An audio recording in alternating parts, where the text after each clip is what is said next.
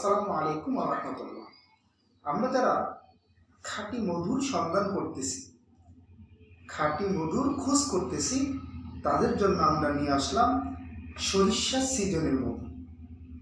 আমার হাতে দেখতে পাচ্ছেন, এটা হচ্ছে সরিষা সিজনের মধু। এই মধুটাকে আমরা ক্রিম হানি বলে থাকি, এই মধুটাকে আমরা ক্রিস্টাল হানিও বলে থাকি। এটা সরিষা সিজনের মধু। আর সরিষা সিজনের মধুর মধ্যে গ্লুকোজের পরিমাণটা বেশি থাকায় এটা শীতকালে জমে যাবে।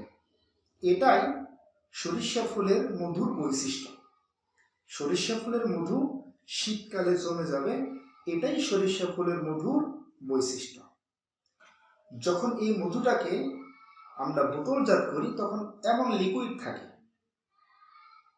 মধুটা এমন তরল থাকে। 5 থেকে 7 দিনের মধ্যেই ঠান্ডার ভাব যখনই পড়বে আস্তে আস্তে জমে যাবে।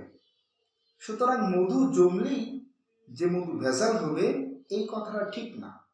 সরিষা ফুলের মধু শীতকালে এটা জমে যাবে, এটাই সরিষা সিজনের মধুর বৈশিষ্ট্য।